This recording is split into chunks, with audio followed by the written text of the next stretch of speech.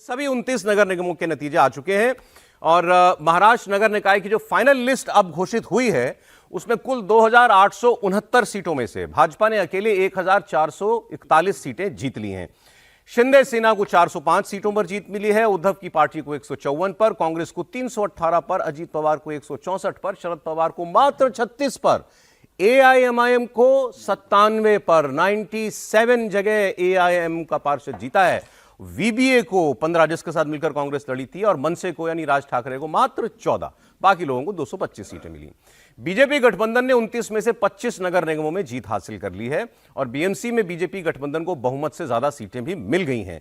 मुंबई में बीएमसी की सारी 227 सीटों के लिए चुनाव हुए थे जिसमें बहुमत के लिए 114 चाहिए थी। बीजेपी गठबंधन ने 114 हासिल कर ली हैं, उसको 118 सीटें मिली हैं, बहुमत से 4 ज्यादा। अकेले बीजेपी ने 89 सीटों पर जीत दर्ज की है। एकनाथ शिंदे की शिवसेना को 29 सीटें मिली हैं। लोग कह रहे हैं कि इनका प्रदर्शन अच्छा नहीं रहा। उद्धव ठाकरे की पार्टी को हार का सामना करना पड़ा। 25 साल के बाद बीएमसी से वो सत्ता से बाहर हो गई, लेकिन सीटें उनको ठीक ठाक मिल गई। 65 सीटें शिवसेना यूबीटी को मिली हैं। कांग्रेस पार्टी को बीएमसी में 24 सीटें मिली हैं।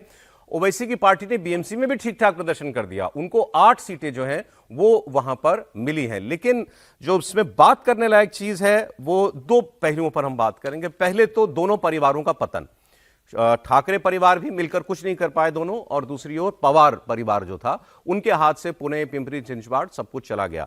तो ये एक तो जो फैमिली पॉलिटिक्स थी वो बीएमसी के इलेक्शन में पूरी तरीके से ध्वस्त हो गई, बात नंबर 1। और दूसरा, मुस्लिम वोटों का जो रुझान दिखाई दिया उसकी बात हम लोग करेंगे। लेकिन पहले मैं आपको एक रिएक्शन दिखा देना चाहता हूं हारे हुए पक्ष का।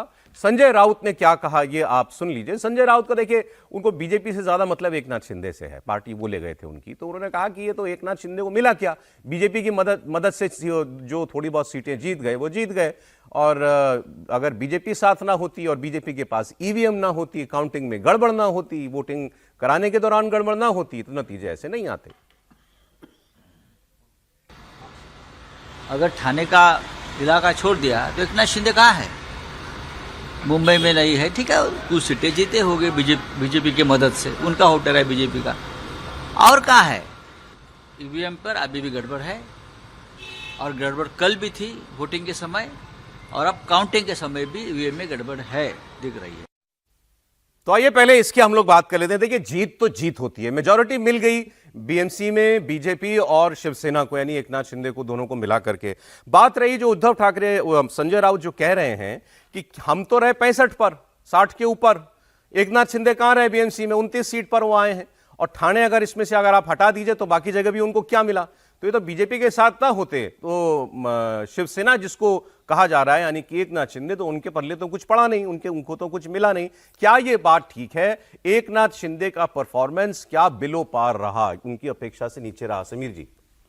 नहीं, मुझे संजय राउत का ये कहना मुझे लगता है ये गलत है कि एकनाथ शिंदे को कुछ नहीं मिला। भाई, एकनाथ शिंदे भले ही बीएमसी 90 सीटें पर लड़े हो, लेकिन 29 सीटें अगर वो वहां जीत रहे, मतलब वो वहां पर कांग्रेस से भी लड़ रहे थे, उद्धव ठाकरे से, बेसिकली उनकी लड़ाई उद्धव ठाकरे की सीट थी। और जो सीटों का अगर डिस्ट्रीब्यूशन अगर देखेंगे, जो उनको 90 सीटें मिली थी, तो वो कई ऐसी सीटें मिली थी जहां उद्धव का डोमिनेंस बहुत मजबूत है, जहां उद्धव ठाकरे की शिवसेना बहुत मजबूत है, और वह सीट उनको दी गई थी कि भाई जहां उद्धव ठाकरे मजबूत है उसके अगेंस्ट आप शिवसेना के रूप में तो आप वहां लड़िए। इनका जीत का प्रतिशत हुआ 30-35% और वो बीजेपी का हुआ 70%। बिल्कुल ना, बीजेपी से तुलना नहीं की जा सकती ना। बीजेपी तो भाई बहुत बड़ी पार्टी बन चुकी है, और बीएमसी में भारतीय जनता पार्टी का 2017 का भी प्रदर्शन देखोगे तो 82 सीटें आई थी।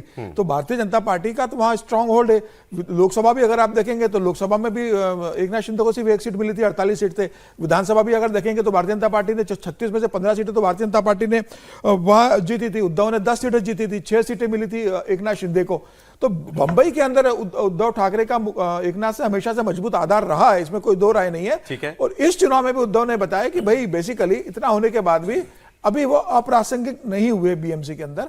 बीएमसी चली गई है उनके पास, लेकिन मुंबई में एक होल्ड है। हाँ, और आप एकनाथ शिंदे ने भी खराब किया परफॉर्मेंस, ऐसा नहीं है? मैं ऐसा नहीं मानता हूं। बीजेपी से मुझे लगता है कि बीजेपी की मुझे बेहतर ज्यादा उम्मीद थी कि 82 सीटें आप लेके आते हो 2017 में, और लगभग 8 साल बाद भी आप 89 सीटों पर आते हो, मतलब 6 सीटें आपकी बढ़ती है।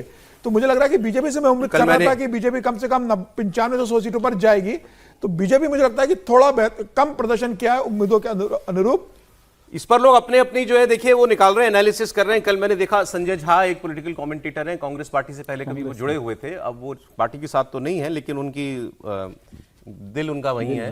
तो उन्होंने कहा कि भाई अगर इसमें आप कांग्रेस को मतलब उद्धव ठाकरे की पार्टी मन से कांग्रेस इनको जोड़ लें और इसमें अगर आप शिंदे सिन्हा को जोड़ दें तो बीजेपी नहीं जीतती। तो उनका यह कहना था कि शिंदे जी विचार करें कि कहां रहना है, बीजेपी तो केवल उपयोग कर रही है उनका। तो शिंदे जी को वापस शिंदे जी अगर वापस आ जाएं तो आज भी उनका ऐसा कहना है कि कम से कम मुंबई में बीजेपी से बड़ी ताकत शिवसेना है। सर देखिए, नतीजे जो आए उसमें पूरे महाराष्ट्र के चुनाव को देखें तो देवेंद्र फडणवीस ने अपने नेतृत्व को साबित किया एक तरह से। ठीक है, बीएमसी में भी मेयर बन गया तो पहली बार मेयर बन गया। अब आप उसको किसी भी तरह से देख सकते हैं, आधा ग्लास खाली आधा भरा हुआ है। बीजेपी का नंबर सीट्स नहीं बढ़ा, बहुत नहीं बढ़ा, मतलब 82 तो थी उनकी, 89 हो गई, लेकिन जीत गए और मेयर बना लिया। ये एक बड़ा काम है। 30 साल के शिवसेना के जो राज था उद्धव ठाकरे का, उसको खत्म कर दिया, वो भी है। लेकिन उद्धव ठाकरे जैसे हम उस दिन भी चर्चा कर रहे थे कि 50-60 के बीच में रहना ही है उनको, तो 60-65 वो वहां पर आ गए हैं। लेकिन ये जो महाविकास अघाड़ी है उसको देखना है कि इन नतीजों को, संजय झा के उस पर नहीं कह रहा, अब ऐसे तो शिंदे भी आ जाए कोई और भी आ जाए उसका मतलब नहीं है, लेकिन जो शिंदे के अलावा भी जो इंडिया ब्लॉक के दल है या नॉन एनडीए दल है उनको देखे तो वो 107-108 सीटों पर है टोटल, अलग अलग लड़कर भी।